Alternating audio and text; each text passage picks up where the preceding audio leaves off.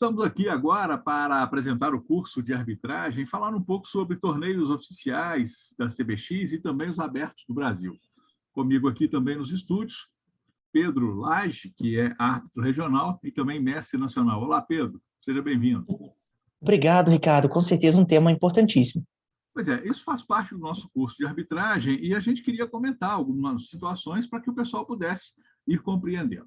Então, a respeito dos torneios nacionais, Pedro, existe um comunicado da CBX, número 95 de 2021, e ele vai falar para a gente quem está apto a organizar os torneios oficiais aqui no país. Né? Como você pode perceber aí, as federações, todas as federações que estiverem organizadas, estiverem aptas, estiverem todas certas em relação à CBX, podem organizar os torneios. E também os organizadores cadastrados na CBX.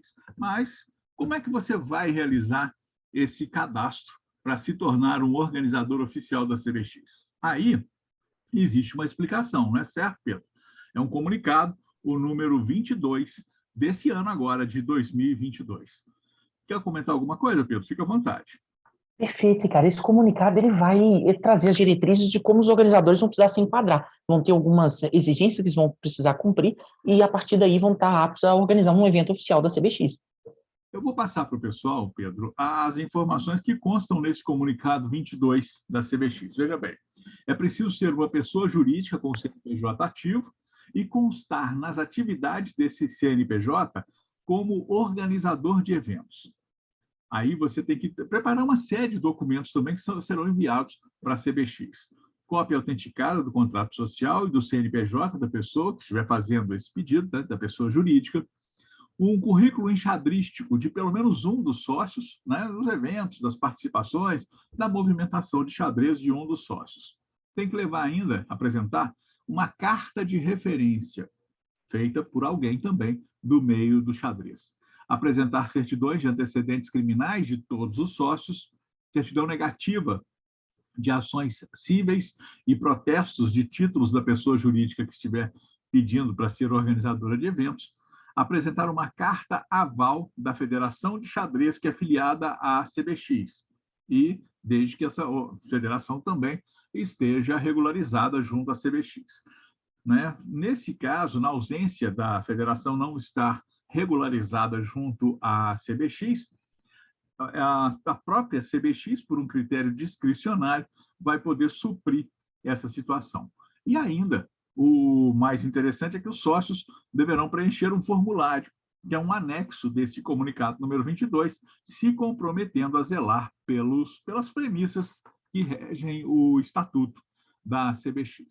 É interessante que a gente possa comunicar, né, Pedro? Informar, na verdade, essa situação do comunicado 22, para que todo mundo possa entender como é que funciona. Vamos lá, Pedro? Segue aí. Perfeito, Ricardo. E agora também é importante destacar as atribuições pós-torneio.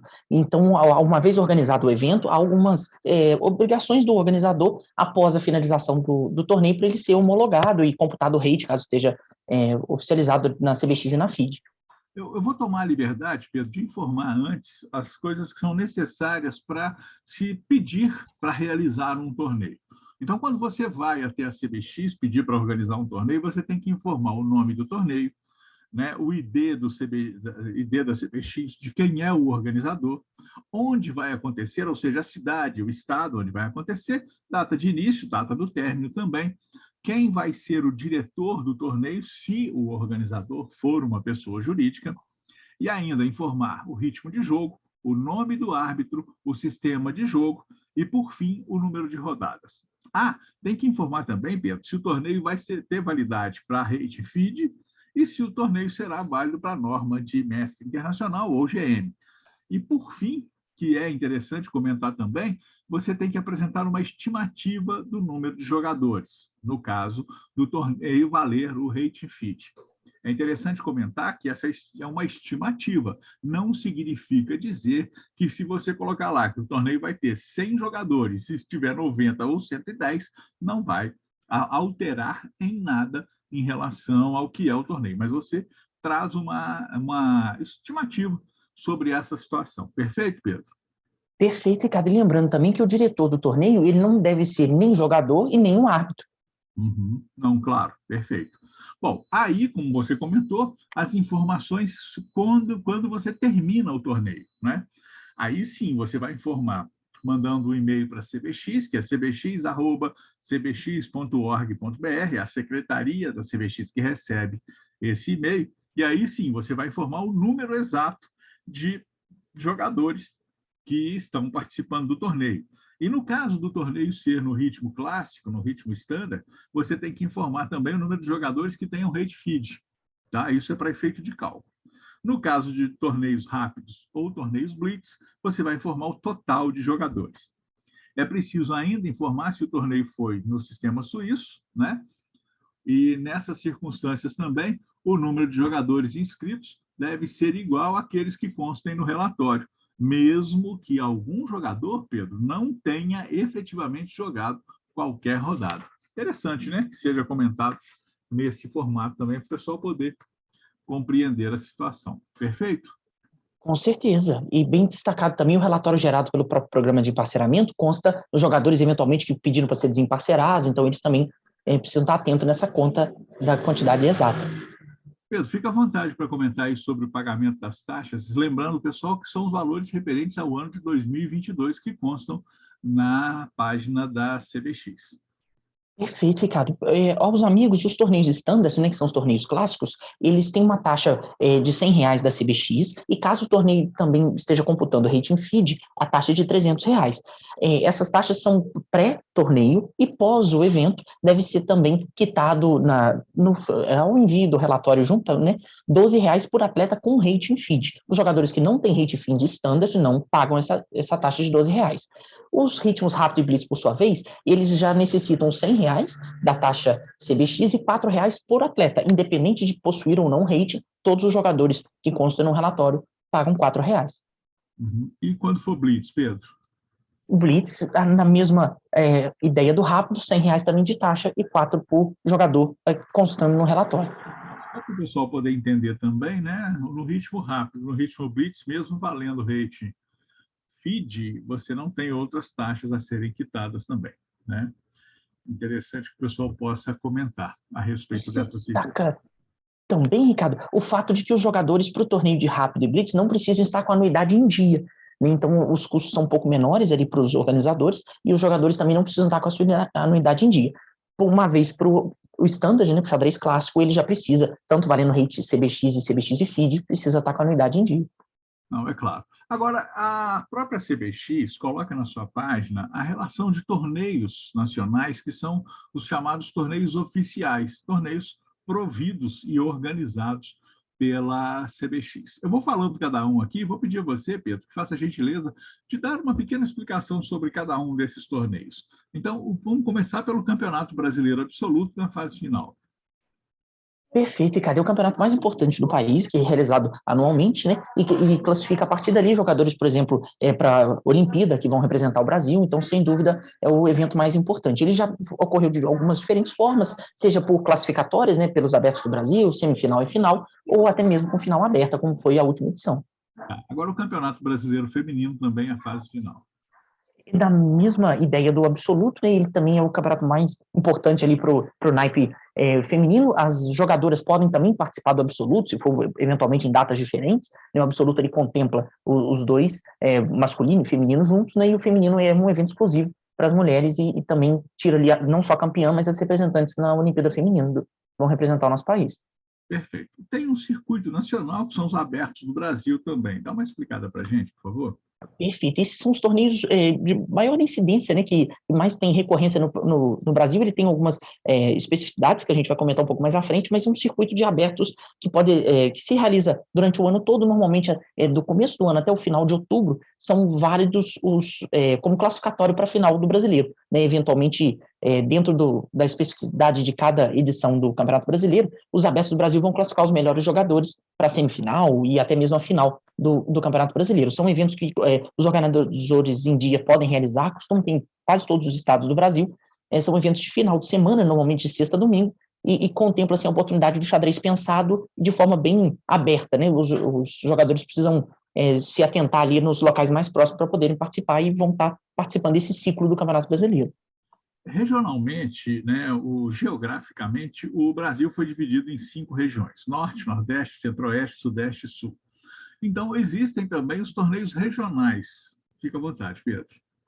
Perfeito, Ricardo. Os regionais, ele, de cada região, ele classifica normalmente os principais jogadores para a final do Brasileiro. De forma direta, só podem jogar jogadores filiados a algum dos estados daquela região. Então, ele tem as premiações, a participação regionalizada, mas justamente para incentivar o xadrez local, né, e classificar jogadores diretos para as fases mais decisivas do Campeonato Brasileiro. Os zonais estaduais, como é que funciona? Os jornais estaduais, ele fica a critério de cada federação seguir e enquadrar o evento em algumas determinações, que também consta nos cadernos oficiais da CBX, e esses jornais, eles classificam normalmente os jogadores para as fases semifinais ou eventualmente finais também do Brasileiro, a depender do regulamento. É importante destacar que para jogar a semifinal, o jogador precisa estar afiliado especificamente àquele estado, e o organizador também deve se atentar a esses detalhes de jogadores que fazem transferência de estado, né, pelo tempo que ele vai realizar essa transferência para se enquadrar exato e computar o torneio como um jornal estadual oficial. Claro. Agora, o Campeonato Brasileiro Amador, ele inclusive causa um frisson no meio dos enxadristas, né? no meio enxadrístico, porque todo mundo gosta, todo mundo tem o prazer de disputar esse torneio. Então, fala um pouquinho sobre o Brasileiro Amador, até porque você já participou de alguns, né? Perfeito, Ricardo. O Campeonato Brasileiro Amador, ele é muito interessante por dividir os jogadores em categorias, né? Então, as categorias são pelo rating feed, os jogadores que, porventura, não possuem um rate feed podem escolher a categoria que vai jogar, e os que já possuem vão se enquadrar de 1.400, sub 1.400, até sub 2.200, de forma que as competições ficam muito parelhas, né? Muito próximas ali pelo nível de jogo, e uma vez equilibrado, torna o torneio assim, imprevisível, também mais emocionante. As partidas sempre são muito disputadas, isso incentiva os jogadores a participarem, terem oportunidade por também ser um torneio aberto. O Campeonato Brasileiro Amador também classifica jogadores para a semifinal e, eventualmente, para a final do Campeonato Brasileiro, a depender do ciclo daquele ano. Né? Agora, os regionais, a gente já comentou, né? Norte, Nordeste, tudo, mas existem os regionais amadores também, para o Centro-Oeste, Sudeste, Sul, todos os estados, todas as regiões aqui, geograficamente falando, do país. Perfeito, e cada os regionais amadores, eles classificam para o brasileiro amador. Eles são realizados normalmente antes do brasileiro amador e classificam os jogadores com atletas oficiais, né, de cada região para disputar o Campeonato Brasileiro Amador. Então, são torneios também, assim como os regionais principais, né, que são abertos a jogadores focados, né, filiados àquela região. Eventualmente podem participar jogadores de fora que não concorrem à titulação de campeão da sua região. Claro. Agora, o Festival Nacional da Criança, o FENAC, não é? Ele é dividido também em categorias. São 4 categorias a princípio. Perfeito, o FENAC foi dividido de sub-6 a sub-12, né, ele engloba, né, o campeonato das crianças, né, o Festival Nacional, justamente para classificar as crianças para o sul-americano e o pan-americano das suas respectivas categorias. Então, o sub-6 é uma categoria dente de leite ali, que tem iniciado nesses últimos anos, e seguindo até o sub-12 para o FENAC. Pois é, aí o Festival Nacional da Criança vai até a idade de 12 anos, mas a partir de 13 você tem o Festival Nacional da Juventude e o Festival Juvenil, né, que é o FENAGE. Perfeito. O FENAGE está englobando do sub-14 até o sub-20 e ele classifica também os campeões para serem os representantes oficiais do Brasil no sul-americano, pan-americano e, no caso do sub-20, no respectivo campeonato juvenil, né, seja mundial juvenil e também os continentais de categoria até sub-20, que são eventos assim fundamentais que dão título direto. Então, são torneios internacionais de muito prestígio, né? Então, a FIDE, a Federação Internacional, prioriza esses torneios para incentivar os jogadores mais jovens, concedendo alguns títulos direto, algumas características, peculiaridades ali que vão chamar mais a atenção e atrair mais a garotada. Ainda falando das categorias de base, tem o Campeonato Brasileiro Escolar, né? Perfeito, que é dividido por ano escolar, diferentemente do FENAC e do FENAGE, que é por idade, ele é dividido normalmente ao longo de sua história por ano escolar. Eventualmente, dependendo do ano, podem haver pequenas adaptações, mas o objetivo é justamente que os alunos matriculados nos anos escolares tenham a oportunidade de participar. Bom, a gente falou da criançada, mas tem também torneio para os mais experientes, né? O brasileiro de sêniors com 50 anos ou mais e 65 anos ou mais também, né? Com certeza, que são os campeonatos brasileiros oficiais, né, para os jogadores veteranos e classificam também os representantes oficiais do Brasil, né, os campeões para representar o país no Mundial de Sênior, que são torneios tradicionalmente também muito fortes, que concedem normas de mestre internacional, de grande mestre, e oportunidade também para os brasileiros terem essa chance de ir fora do país representando a nossa bandeira. Eu quase que deixei passar aqui, mas tem mais uma categoria de base, com os regionais escolares também divididos pelas regiões aqui do país. Ah, perfeito. Cada região faz o seu regional escolar e classifica eventualmente para alguma fase superior, né? Seja algum torneio de brasileiro escolar que possa estar envolvido e também para incentivar, né? Por ser um torneio regionalizado, esse incentivo às escolas, às crianças, aos professores também de manter uma atividade. Normalmente o FENAC e o FENAGE, igual a gente comentou anteriormente, são no primeiro semestre, em virtude de classificar os jogadores para os eventos maiores, né? Continentais que vão ocorrer no segundo semestre. O brasileiro escolar costuma ser o segundo semestre e os regionais escolares também, para manter o ano todo movimentado aí para a garotada. Perfeito. E, por fim, também considerado torneio oficial da CBX, tem o Festival Nacional Interclubes. Perfeito, que está no caderno como um evento oficial, tem alguns anos que ele estava sem a realização e está sendo retomado aí como um projeto que a CBX colocou como um dos eventos oficiais. Sem dúvida, um torneio diferente, né, que é um torneio por equipes. Xadrez normalmente é um esporte um pouco individual, esse jogo por equipes também chama atenção e desperta outro lado ali, sim, dos jogadores.